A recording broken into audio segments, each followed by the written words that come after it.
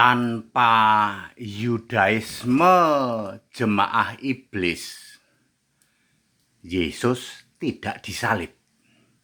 Saya Pendeta Henry Tandianta, MPS. Tanpa Yudaisme jemaah iblis, Yesus tidak disalib. Kalau tidak ada umat Yudaisme jemaah iblis, Yesus tidak disalib. Bagaimana penjelasannya?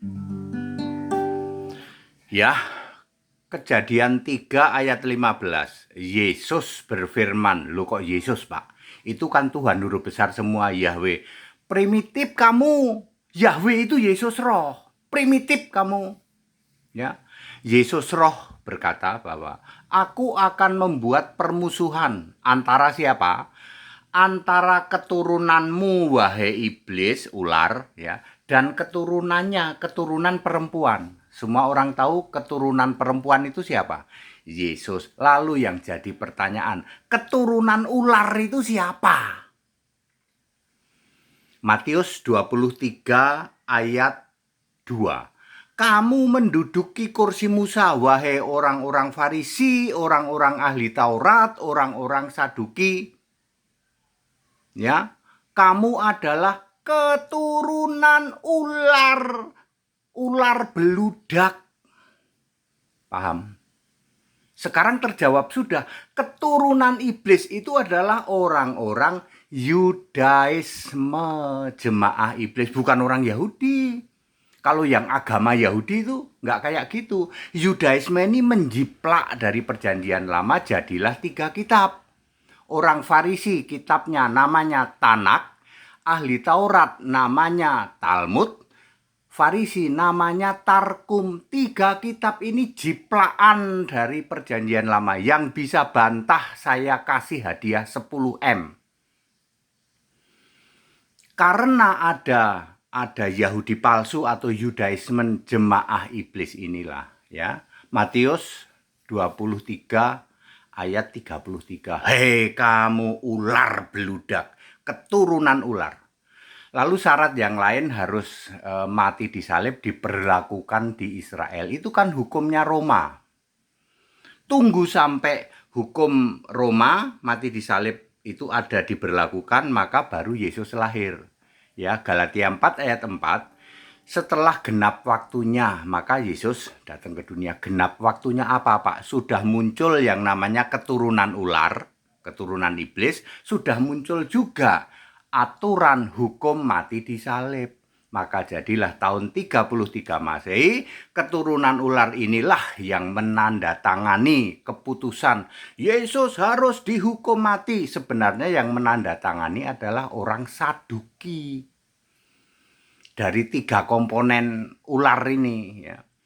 Sedangkan eksekutornya adalah tentara Romawi. Sarananya disebut penyaliban. Clear? Andaikan Yesus lahirnya tahun 400 sebelum Masehi, hukum penyaliban belum diterapkan di Israel. Demikian pula belum muncul itu yang namanya Yudaisme jemaah iblis. Very clear ya Pak. Siapa bisa bantah hadiah 10M? Bahwa Yudaisme, Yahudi palsu jemaah iblis, Wahyu 2 ayat 9, Wahyu 3 ayat 9 adalah penjiplak perjanjian lama. Dialah yang dimaksud keturunan ular, ular beludak. Matius 23 ayat 33.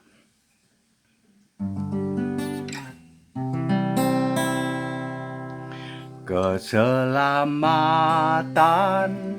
tak berubah, namamu ada di kitabku, kitab kehidupan.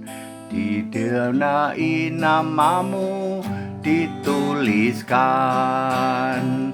Jadi percaya dan dibaptis, kerjakanlah keselamatanmu.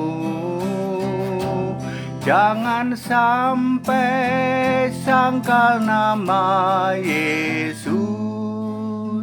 nanti namamu dihapuskan. Keselamatan di dalam iman, jangan menyangkal nama Yesus. Pertahankanlah sampai akhir, keselamatan kan dapatkan. Jadi kalau tidak ada Yudaisme, ya, jemaah iblis, maka keturunan ular belum ada. Padahal Yesus disalib itu harus ada keturunan ular, keturunan iblis. Yudaisme adalah keturunan iblis. Itu disebut di Alkitab Yahudi palsu, jemaah iblis, penjiplak perjanjian lama. Yang bisa bantah, hadiah 10M. Think smart.